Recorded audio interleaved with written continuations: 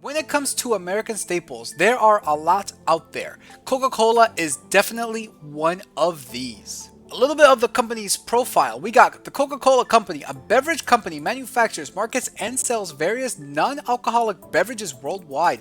The company provides sparkling soft drinks, water, enhanced water, and sports drinks, juice, dairy, and plant-based beverages, tea and coffee, and energy drinks. It also offers beverages, concentrates, and syrup, as well as fountain syrups to fountain retailers, such as restaurants and convenience stores. The company sells its products under the Coca-Cola, Diet Coke / Coca-Cola Light, Coca-Cola Zero Sugar, Fanta, Fresca, Sweeps, Sprite, Thumbs Up, Aquarius, Seal, Dasani, Smart Water, Vitamin Water, Ice Dew, Ilohas, Powerade, Topo Chico, Ades, Del Valle, Fairlife, Innocent, Minute Maid Pulpy, Simply, Ayataka, Costa, Daganda, Fuse Tea, Georgia, Gold Peak, Honest Tea, and Kocha Kadin brands. It operates through a network of independent bottling partners, distributors, wholesalers, and retailers, as well as through bottling and distribution operators. At a price of $56.37, does this company's fundamentals match this ticker price? We're going to find out. Hi there everybody, and welcome to another stock analysis video. We're going to be analyzing Coca-Cola, an American staple, and honestly, these guys just pretty much have a monopoly when it comes to Christmas. Santa Claus apparently loves drinking Coca-Cola. Starting off with their dividend, we got a dividend yield of 2.98%, which is about 42 cents a share, paying out $1.68 every single year. Payout ratio of 73.37% in regards to that of net income. Obviously, you want to take a look at this when it comes to free cash flow, even though with the net income, this is definitely a little bit high. They have a 5-year growth rate of 3.89%, and they have grown their dividends consecutively for 59 years, making them a dividend king. Ex-dividend date is November 30th, so you can still get in it, and they will pay out on December 15th, and they pay out their dividends quarterly. Coming over here to the calculator, we got the ticker symbol KO, $56.37 share price, PE of 27.73 with a market cap of $243 billion.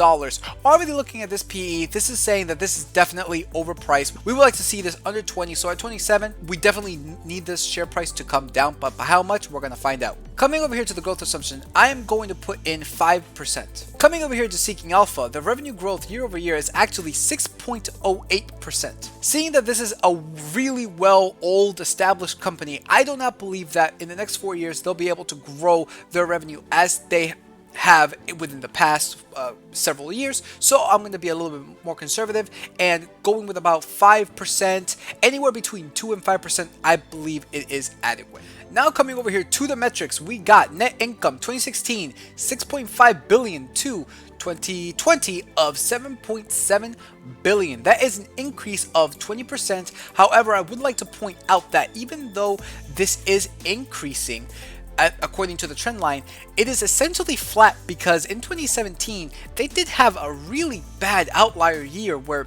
they only made $1.2 billion in revenue. So even though this trend line is showing increasing, it is remaining flat just because of the fact that in 2017 they did have a really bad year. Next, we got free cash flow, 6.5 billion to 8.7 billion. That is an increase of 25% with an average 5-year free cash flow of $7 billion. Coming over here now to revenue, this is actually pretty surprising that their revenue is actually flat.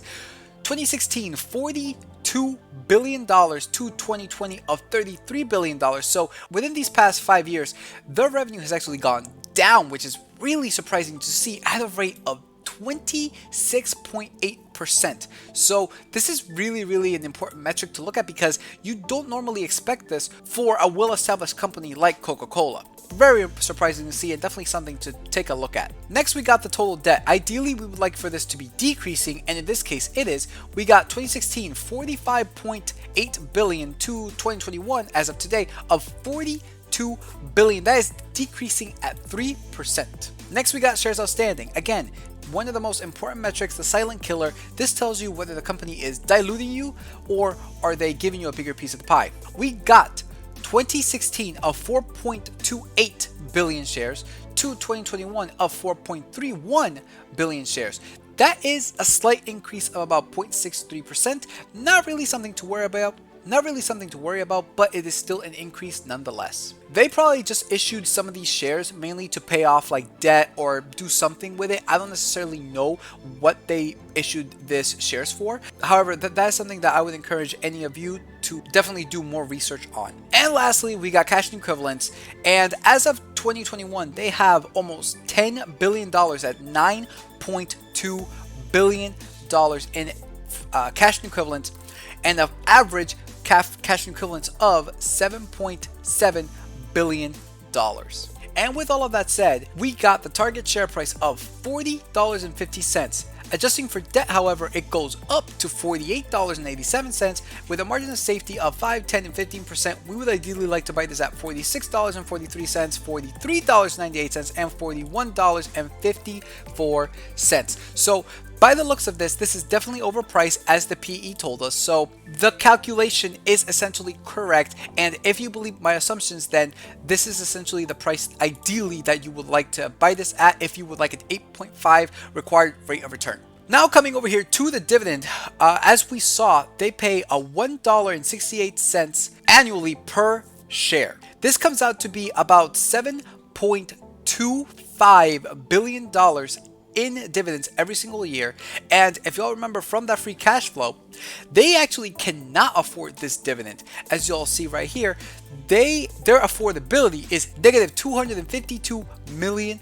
That is a payout ratio in relationship to free cash flow of 103%, which is probably why they issued those shares to begin with, maybe to pay off that dividend. So this is something definitely to look at when it comes to a dividend portfolio. If you're doing this for a dividend play, remember that they cannot afford this dividend. Management definitely has to do something to get their cash flow up and running. And when it comes to, of course, a value play, well, the fact that this needs to drop about $8 is definitely something to look at as well, in addition to the fact that their revenue has remained essentially flat within these past 5 years. Something to look at when analyzing this stock, and I hope this was helpful. Alright, well that pretty much does it. Liked if you like, comment, subscribe. It really does help here with the algorithm on YouTube. You can follow me on my new tech sites of BitChute, Odyssey, and Rumble if you would like to catch some exclusives as well. Alright, so with that said, peace out and be on the lookout for the next stock analysis video.